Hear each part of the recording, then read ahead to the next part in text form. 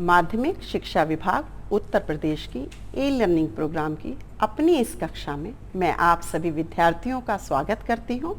मैं डॉक्टर सविता सिंह, गृह विज्ञान शिक्षिका, नगर पालिका बालिका इंटर कॉलेज गाजियाबाद से। आज हम संतुलित आहार का अध्ययन करेंगे। इसके अंतर्गत हम संतुलित आहार का अर्थ, संतुलित आहार की परिभाषा, संतुलित आहार की विशेषता, कैलोरी का अर्थ, आयु एवं कार्य के अनुसार भिन्न भिन्न अवस्था वाले व्यक्तियों के लिए प्रतिदिन लगभग कितनी कैलोरी की आवश्यकता पड़ती है, इसे हम तालिका के माध्यम से समझेंगे। संतुलित आहार को प्रभावित या निर्धारित करने वाले कौन से तत्व या कारक होते हैं, हम उसके विषय में जानेंगे। बच्चों, जैसे आप अपने पूर्व की कक्षा में पढ़ चुके हैं कि हमारे जीवन के लिए जल वायु बहुत ही आवश्यक है, उसके बिना हम जीवित नहीं रह सकते। जल वायु के बाद भोजन ऐसा तत्व है जिसके बिना हमारे जीवन का आधार नहीं है। अर्थात भोजन या आहार हमारे जीवन का मूल आधार है। आज हम उसी आहार के बारे में जानकारी लेंगे। आहार को हम समझना चाहें तो आहार को हम दो भागों में बांट सकते हैं। नंबर 1 पर्याप्त आहार, नंबर 2 संतुलित आहार। पर्याप्त आहार वह आहार जो व्यक्ति की भूख को शांत करने के लिए पर्याप्त हो। अर्थात यदि हमने किसी भी प्रकार का कोई भोज्य पदार्थ खाया, उसको खाने के पश्चात हमारी भूख शांत हो जाती है, हमें संतुष्टि मिल जाती है, तो उस आहार को हम पर्याप्त आहार कहते हैं। लेकिन यदि उस आहार के अंदर भोजन के सभी पोषक तत्व उपलब्ध नहीं हैं, जो कि हमारे शरीर की विभिन्न आवश्यकताओं की पूर्ति के लिए आवश्यक हैं, तो हम उस आहार को केवल पर्याप्त आहार मानते हैं, शरीर के लिए उपयुक्त आहार नहीं मानते हैं। इसे समझना चाहें तो हम एक मजदूर के परिवार का उदाहरण ले सकते हैं। मजदूर जो कि निम्न वर्ग का है, वह केवल पूरे दिन कार्य करके इतना पैसा कमाता है कि अपने संपूर्ण परिवार के लिए वह भरपेट भोजन उपलब्ध करा देता है। भरपेट भोजन से उसके परिवार की भूख शांत हो जाती है, सभी व्यक्ति देखने में हष्ट-पुष्ट लगते हैं, कार्य करने की ऊर्जा भी मिल जाती है, क्योंकि भोजन में कार्बोहाइड्रेट जैसे कि चावल, रोटी वगैरह का भाग ज़्यादा होता है, दाल सब्जी वगैरह कम होती है, जिसके कारण प्रोटीन विटामिन की मात्रा कम पाई जाती है। जब ये मात्रा कम होती है तो हमारे शरीर के बहुत सारे जो आवश्यकताएं हैं, जो इन पोषक तत्वों से पूरी होती है, वो पूरी नहीं हो पाती है। व्यक्ति सामान्य रूप से स्वस्थ लगता है, लेकिन धीरे धीरे उसके शरीर में विभिन्न प्रकार के रोग होने लगते हैं, और मुख्यतः ऐसे व्यक्तियों में आँखों और मसूड़ों के रोग देखे जाते हैं। अब हमें ज़रूरत है कि अगर ऐसे भोजन से हमारे शरीर की आवश्यकता पूरी नहीं हो रही, तो हमें कैसा भोजन लेना चाहिए? तो हमें दूसरी प्रकार का भोजन, जिसे हम संतुलित आहार कहते हैं, उस भोजन की आवश्यकता है।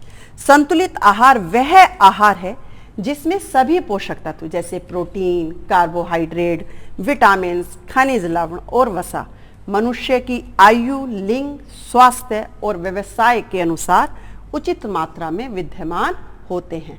अर्थात केवल सभी पोषक तत्वों का भोजन में उपलब्ध होना ही संतुलित नहीं है, वह हमारी आयु, लिंग, व्यवसाय, जलवायु विभिन्न प्रकार की चीज़ों से प्रभावित होता है। तो उन सभी का ध्यान रखते हुए यदि हम भोजन को ग्रहण करते हैं तो वह भोजन संतुलित आहार कहलाता है।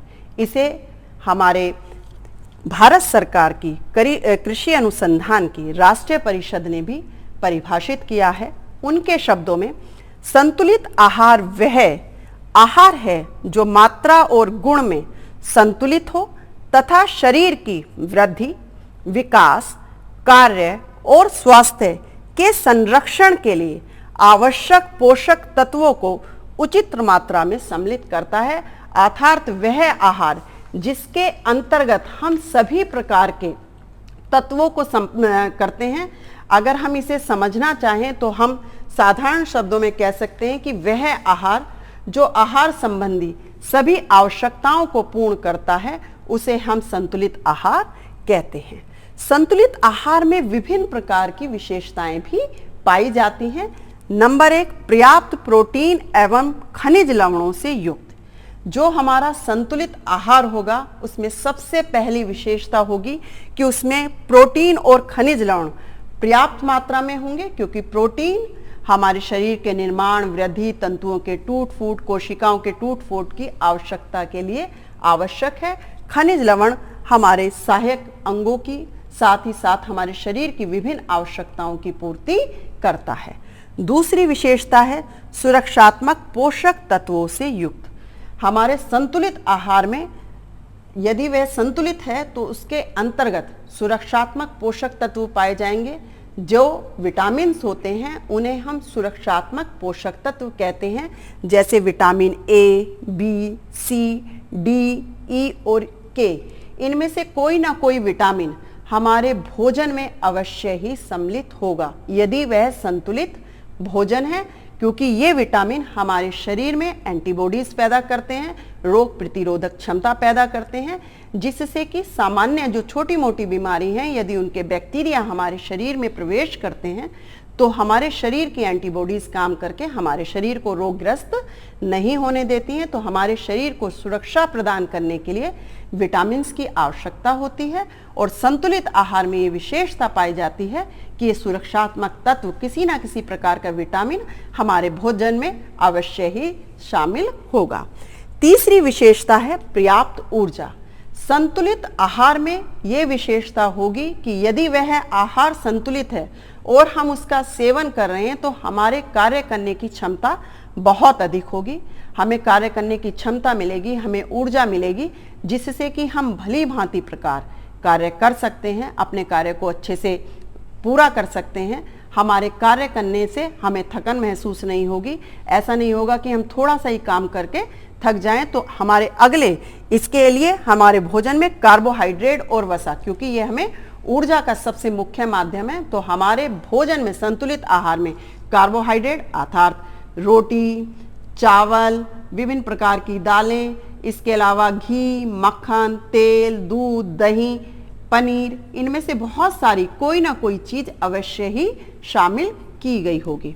इसके अलावा अगर हमारा जो संतुलित आहार है उसके अंतर्गत आयु, लिंग आदि के अनुसार जब हम संतुलित आहार की तालिका बनाते हैं तो हम सबसे अधिक इस बात का ध्यान रखते हैं कि हम किस आयु के व्यक्ति के लिए संतुलित आहार की तालिका बना रहे हैं, उसका लिंग वह स्त्री है या पुरुष है। इसके अलावा ही साथ वो कैसा कार्य करता है, उसका व्यवसाय कैसा है। अगर एक ही आयु के, एक ही लिंग के व्यक्ति हैं लेकिन उनके व्यवसाय में अंतर है, एक व्यक्ति मानसिक कार्य ज्यादा करता है तो उसके भोजन में प्रोटीन की आवश्यकता अधिक होगी, लेकिन दूसरा व्यक्ति शारीरिक कार्य अधिक करता है तो उसे प्रोटीन के साथ वसा और कार्बोहाइड्रेट की भी अधिक आवश्यकता होगी। तो अर्थात जब हम संतुलित आहार की तालिका बनाते हैं या संतुलित आहार के आधार पर भोजन की व्यवस्था कर रहे होते हैं तो हमें ध्यान रखना होता है कि हम उसकी आयु, लिंग, व्यवसाय और जलवायु आदि का ध्यान रखें, जिससे कि हमारा संतुलित आहार का जो उद्देश्य है वो उद्देश्य पूरा हो जाए। इससे बच्चों आपको स्पष्ट हो रहा होगा कि संतुलित आहार लेते वक्त या संतुलित आहार तालिका बनाते वक्त हर व्यक्ति को, चाहे वो एक ही आयु का है, एक ही लिंग का है, एक ही व्यवसाय का है, एक ही जगह रह रहा है, फिर भी उसे अलग अलग चीजों की आवश्यकता पड़ती है। तो अब बात आती है कि उसकी आवश्यकता क्यों पड़ती है। उसकी आवश्यकता हमको इसलिए पड़ती है क्योंकि यदि हम उन तत्वों का ध्यान ना रखें जिन तत्वों के माध्यम से या जिन वस्तुओं के माध्यम से या जिन कारकों के माध्यम से संतुलित आहार को निर्धारित किया गया है, तो जो हमारा संतुलित आहार का उद्देश्य पूरा नहीं होगा। तो वे कौन कौन से कारक हैं या कौन कौन सी वस्तुएं हैं, इनको जानने से पहले हमें यह जानना भी आवश्यक है कि कार्य करने की जिस ऊर्जा की हम बात कर रहे हैं उस ऊर्जा को हम प्राप्त करने के लिए या उस ऊर्जा को हम क्या कहते हैं। हम कहते हैं कि हमने ये भोज्य पदार्थ खाया, हमने एक बर्गर खा लिया, बर्गर में बहुत सारी कैलोरी थी, तो आवश्यकता कैलोरी से हमें ऊर्जा मिली, लेकिन उस ऊर्जा हमें कितनी चाहिए थी, कितनी कैलोरी की आवश्यकता थी, इसे जानने से पहले आवश्यक है कि हम इस बात को जानें कि कैलोरी किसे कहते हैं। कैलोरी का अर्थ भोजन द्वारा प्राप्त ऊर्जा को एक इकाई द्वारा नापा जाता है जिसे कैलोरी कहते हैं। अब आपको समझ में आया होगा जब हम कहते हैं कि हमने अगर एक समोसा खा लिया तो हमने 6 रोटी से भी ज़्यादा भरपेट भोजन कर लिया, या हमने एक बिस्किट खा लिया तो वो 2 रोटी के बराबर है क्योंकि उसमें इतनी कैलोरी है। तो कैलोरी क्या है? भोजन द्वारा प्राप्त ऊर्जा को एक इकाई द्वारा नापने की जो शब्द है, जो क्रिया है, उसे हम कैलोरी कहते हैं। 1 ग्राम पानी को 1 डिग्री सेंटीग्रेड तक, 1 ग्राम पानी को यदि 1 डिग्री सेंटीग्रेड तक गर्म करने के लिए जितने ताप की या गर्मी की आवश्यकता होती है वह 1 कैलोरी के बराबर होती है। यानी 1 डिग्री सेंटीग्रेड जो ताप हमारे पानी को गर्म करेगा उतनी 1 कैलोरी से हमें ऊर्जा की प्राप्ति होती है। अब हम देखेंगे कि आयु एवं कार्य के अनुसार भिन्न भिन्न अवस्था वाले व्यक्तियों के लिए प्रतिदिन लगभग कितनी कैलोरी की आवश्यकता पड़ती है।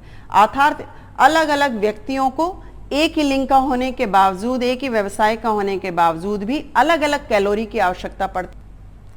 तो अब हम अपनी तालिका के आधार पर समझेंगे कि विभिन्न आयु में लड़के और लड़कियों को कितनी कैलोरी की आवश्यकता पड़ती है। 1 से 5 वर्ष तक के लड़के और लड़की दोनों को 1200 कैलोरी से लेकर 1600 कैलोरी तक का यदि भोजन दिया जाता है तो वह भोजन उनके लिए पर्याप्त होता है, उनके वृद्धि विकास के अनुकूल होता है। 5 से 9 वर्ष तक के लड़के और लड़की के लिए 1600 से 2000 कैलोरी तक के भोजन की आवश्यकता होती है। 9 से 15 वर्ष के बच्चों के लिए, चाहे वो लड़का है या लड़की है, 2000 से 2200 कैलोरी की आवश्यकता रहती है।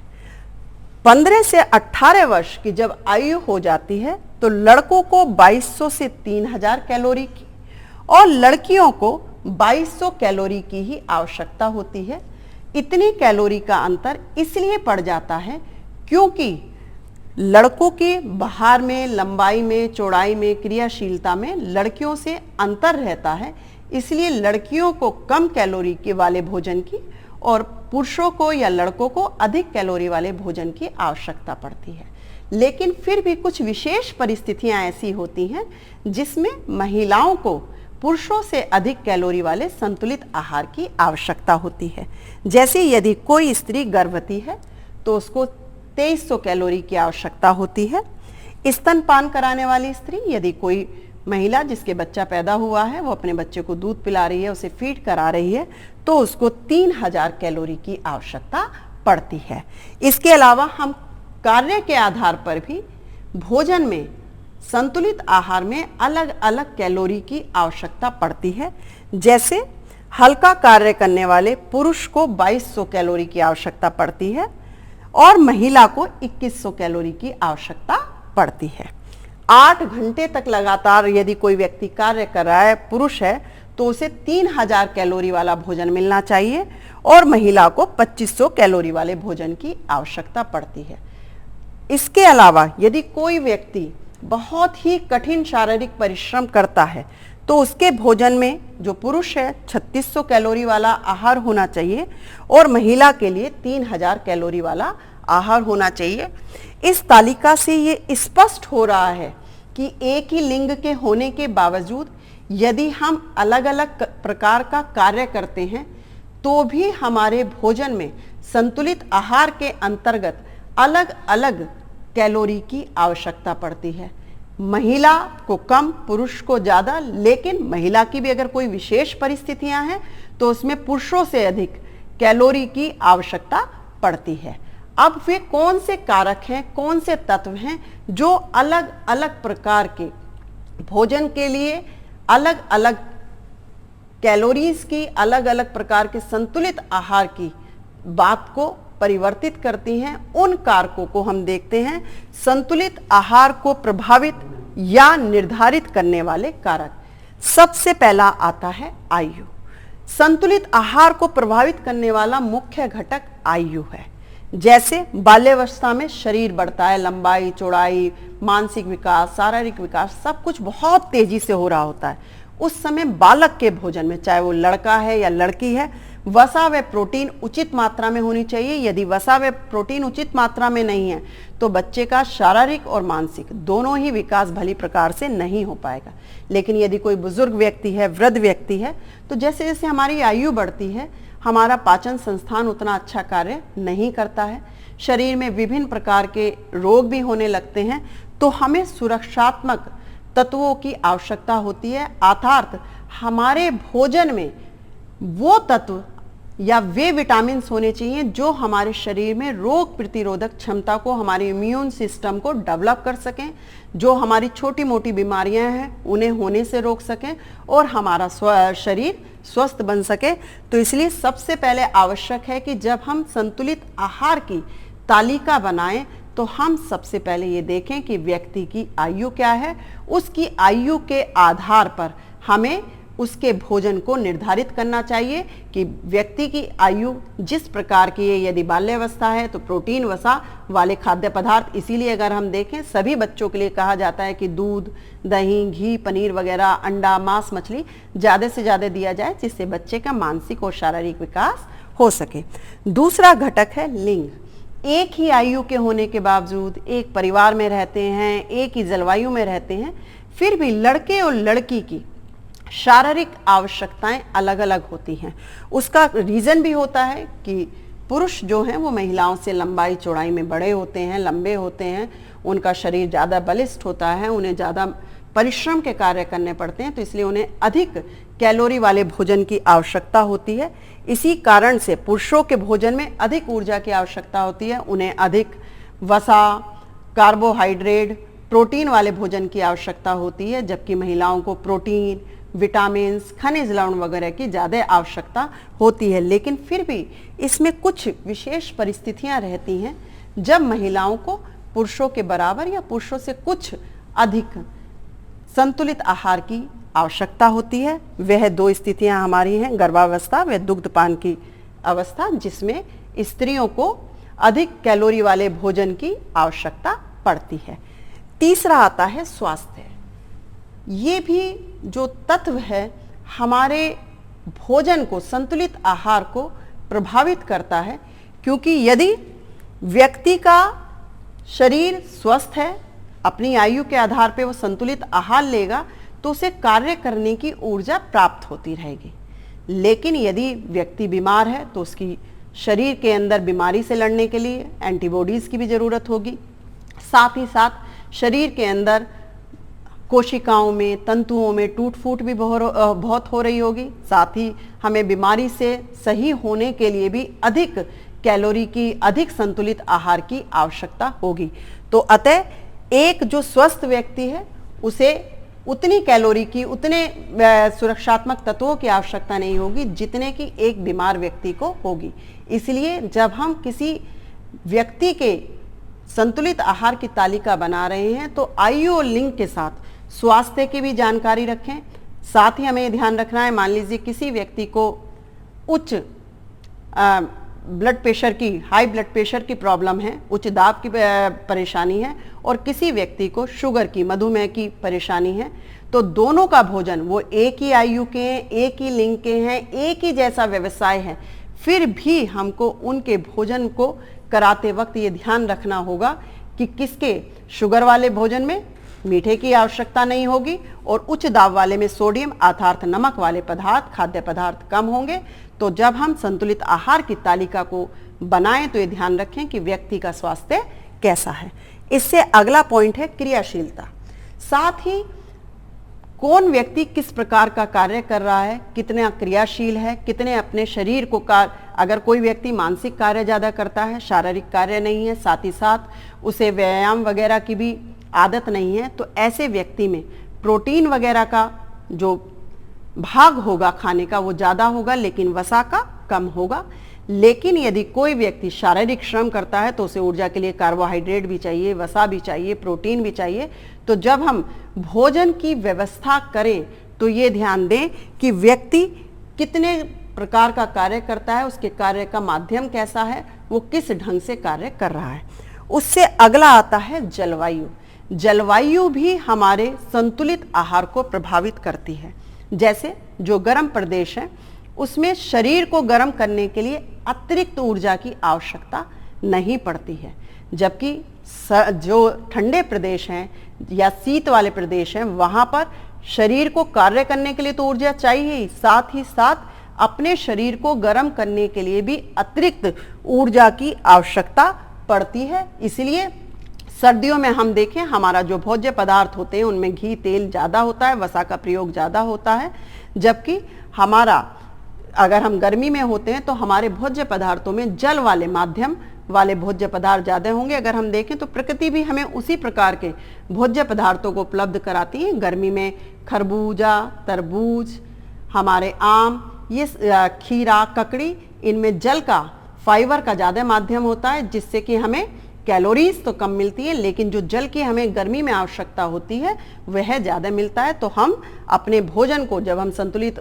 भोजन की तालिका बनाएंगे तो ये ध्यान रखेंगे कि हमें जलवायु का ध्यान रखना है। और हमारा अंतिम कारक है विशेष शारीरिक अवस्थाएं। इन सब जो हमने पहले तत्व पढ़े हैं, अगर सब कुछ भी ध्यान रख रहे हैं लेकिन पर्टिकुलर व्यक्ति को अगर गर्भावस्था है, दुग्धपान की अवस्था है, किसी प्रकार की कोई सर्जरी हुई है, ऑपरेशन हुआ है, व्यक्ति किसी कारण से जल गया है या कोई ऐसा रोग जो लंबे समय तक चला है, इन अवस्थाओं में हमें अधिक संतुलित आहार की और अलग अलग प्रकार के आहार की आवश्यकता पड़ती है। तो एक ही प्रकार की आयु के, लिंग के, व्यवसाय के व्यक्ति होने के बावजूद यदि पर्टिकुलर व्यक्ति को या जिसका हमने पहले बना भी रखा है संतुलित आहार, अगर उनमें ये परिस्थितियां चेंज हुई हैं तो हमें दोबारा से अपनी आहार तालिका में परिवर्तन करने की आवश्यकता पड़ती है। इसके अलावा गर्भावस्था के दौरान भ्रूण निर्माण के लिए दूध पिलाते वक्त माता लगभग 400 से 500 मिलीलीटर दूध के निर्माण करती है, तो उसके लिए उसे अतिरिक्त संतुलित आहार की आवश्यकता पड़ती है। इन सभी अवस्थाओं में जैसे जल जाए या ऑपरेशन हो जाए तो हमें अधिक सुरक्षात्मक तत्वों की आवश्यकता पड़ती है। इस प्रकार आज हमने देखा कि संतुलित आहार किसे कहते हैं, संतुलित आहार की हमें क्यों आवश्यकता पड़ती है, संतुलित आहार के अंतर्गत जो जिस भी प्रकार का भोजन करते हैं उस भोजन से जो हमें ऊर्जा मिलती है जिसे हम कैलोरी कहते हैं, उसे कैसे स्पष्ट करते हैं, विभिन्न आयु वर्ग में कितनी कितनी कैलोरी की हमें आवश्यकता पड़ती है, साथ ही साथ जो हमारे संतुलित आहार को निर्धारित करने वाले तत्व हैं वो कौन कौन से हैं, इनके आधार पर मुझे आशा है कि आज आपको संतुलित आहार के बारे में अच्छे से समझ आया होगा। अब मैंने जो अभी तक आपको पढ़ाया है आपके अभ्यास के लिए मैंने इसमें कुछ अति लघु प्रश्न किए हैं, लिखे हैं। आप बेटा इसे अपनी कॉपीज में कीजिएगा। जो हम अपनी अगली कक्षा, क्योंकि संतुलित आहार अभी हमारा ये चैप्टर पूरा नहीं हुआ है, अभी हम अगले भाग में आगे पढ़ाएंगे, तो आपके इन प्रश्नों के जो उत्तर हैं मैं उसमें आपको बताऊंगी। आप उन्हें कीजिएगा, चेक कीजिएगा। धन्यवाद। Thank you.